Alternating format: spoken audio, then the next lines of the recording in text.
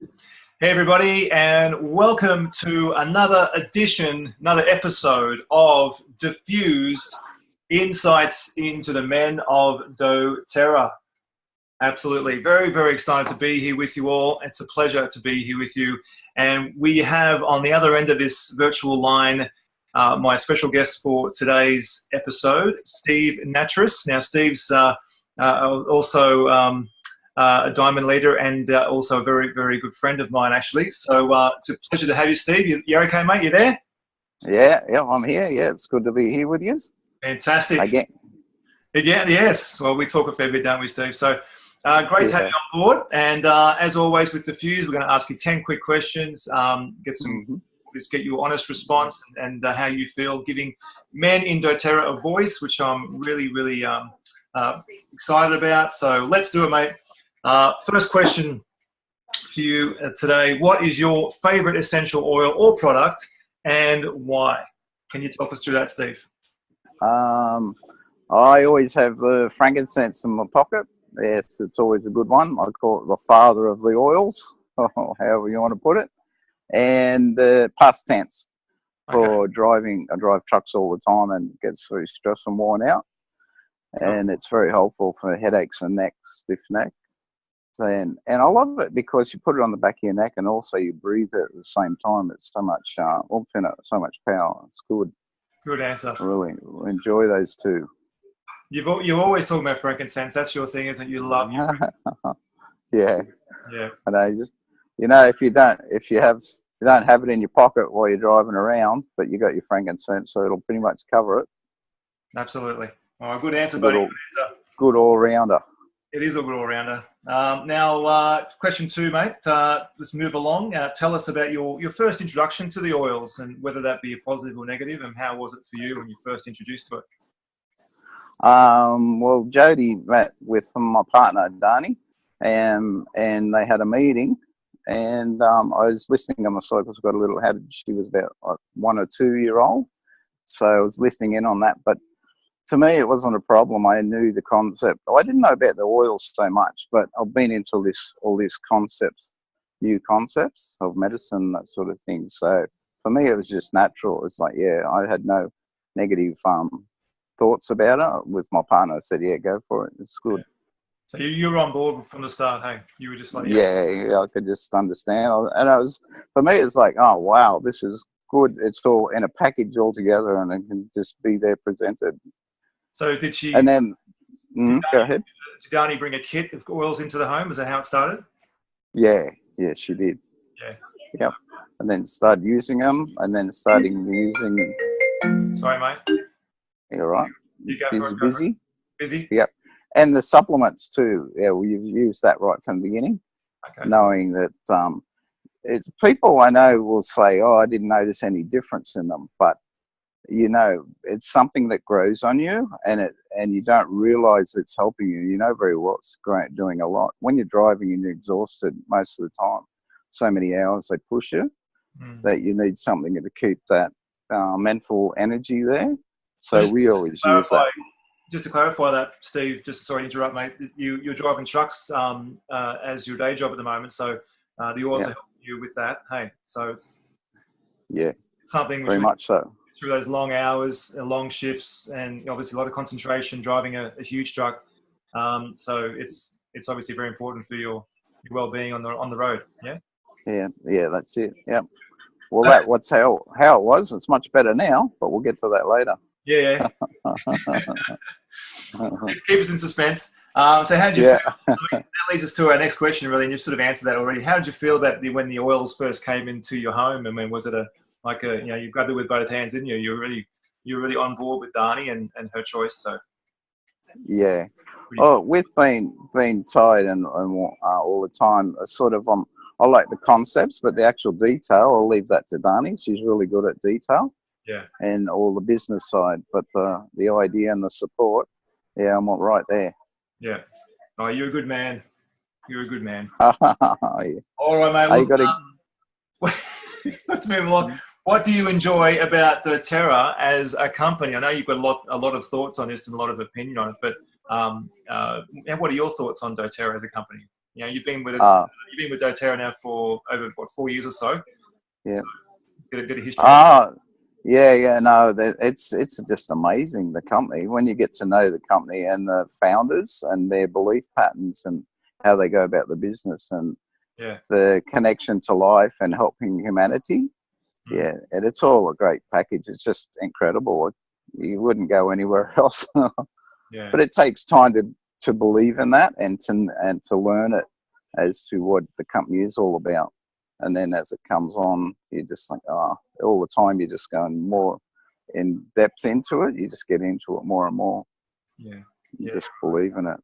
Yeah, and the co-impact sourcing and all that sort of peripheral stuff around that people might not realise about doTERRA, it's all very important to the package, isn't it? Yeah. So that sort of leads us on to question 5. What makes doTERRA different for you in terms, you're working for a big company at the moment. We won't mention any names, but you're working for a big company. So what makes doTERRA different to the one you're working for now, perhaps, as an example? Well, it's just the other side of the fence, isn't it? It's a total different ball game. Keeping yourself motivated, believing in what you're doing, rather than having a boss tell you what to do and you just go do it, which is your own boss, isn't it? Yep. You keep yourself motivated, and it's good character building. You learn how to get things happening. We've had many conversations about how you're treated at your current workplace as opposed to how doTERRA treats us, and the respect and the mutual respect, obviously, and the importance of that relationship we have. So not just working for someone as opposed to, as every other case may be in the retail sector, or of course what you're doing is very similar. So this is a very different scenario, isn't it? You're working for a company which believes in you and what you do, and it's mutual. Yep. What's good about the company too is that it's all there, it's all laid out, so it's not a great big challenge to work out how to get ahead. It's all there. You just find it and follow it. And you put your own way of going about it, put your own personality into it, of course. But that just makes it so much simpler, easier. That's a good point, mate. Excellent. All right, so what do you say to men who perhaps aren't convinced about doTERRA as a business model moving forward? And of course, like you and me, our partners started this, and so a lot of men out there perhaps have their partner doing the business, and they're not really convinced about their wife or their partner spending all this money and all this time on these oils. So what do you advise to these guys who perhaps have that doubt about their partner doing this? And you've been through it, of course, with Darnie. So. Well, I suppose you should talk to the ladies, because it's difficult if they're pushing against the negative energy and all the negativity from the man. They can't see the light at the end of the tunnel. But I'm just saying, just hang in there. When they see the money, that makes the men, that's the big difference. And when we go to conferences, you see a lot more men when they get up in the levels of diamond, that sort of thing, where the money's there and they can work part-time, which is what I'm doing now in my normal job. So, perhaps soon you might go full-time doTERRA.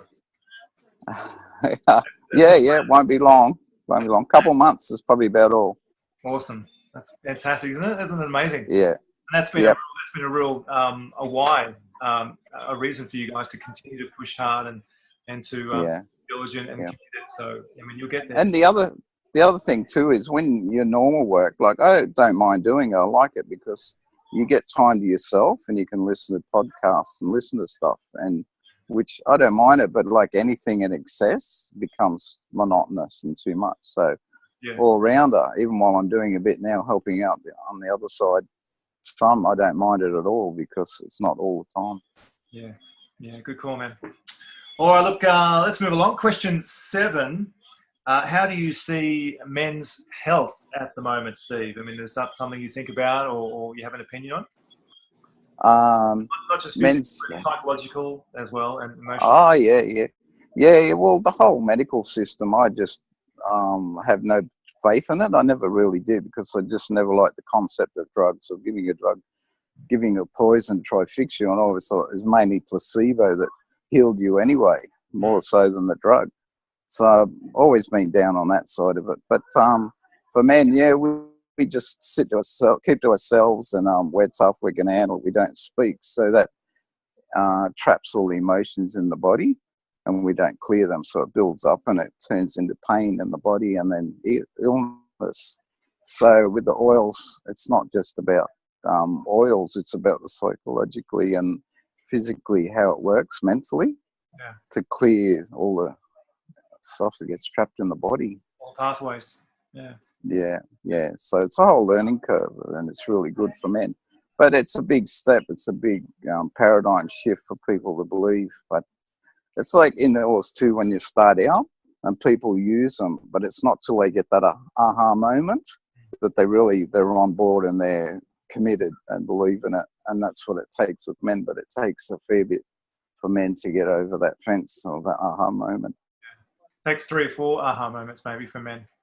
Yeah, probably. Yeah. Perhaps. So, mate, we've talked about this a lot, Steve. What do you see as the future of essential oils in the world? I mean, they talk about having an oil in every home, and do you see a bright future there for essential oils? Oh, well, there's so many aha moments. Everybody gets it eventually in some way or another, and that's what it takes. And it'll just grow, and you're going to cause a bit of conflict actually from the other side, but that's okay. We'll take it on, because this works. And when people realise, I would have this paradigm shift of thought that Gaia or Mother Earth is where we come from.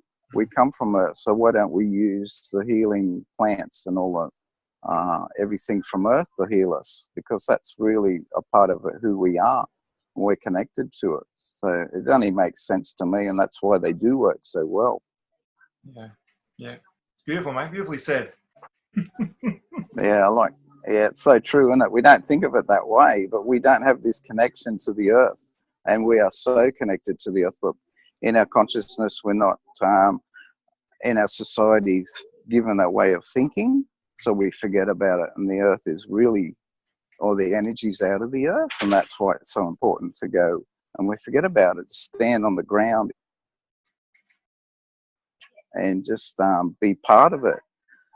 But that's all that side of it. But the oils then comes into it as well, and that's why they work so well with us. Absolutely, it's all aligned, isn't it? Well, mate, so that leads us to our next question. So tell us about the last time you shared essential oils with someone. I know you do that a lot. At your work, you're always sharing with everybody you see and you come in contact with. So perhaps, is there some sort of funny story, perhaps, or an awkward story or something? Yeah, everywhere I go, when you're in it and you're a part of it, you just talk about it. Just comes. You don't have to think like, oh, which person I'm going to talk to? How can I get this across? It just becomes your life, and you just talk about it all the time. Yeah. So even at the service station, Darnie's right now talking to a lady from the service station, and said, "Oh, I'm gonna ring," and you do it jokingly. I go, "You haven't rung yet. Come on, you got to get cheeky and make it fun and make life fun." But anyway, she's busy there. And at work, well, there's a big paradigm shift in fellas when I'm not at work all the time, and they know I'm not, and I tell them because my partner's into the oils.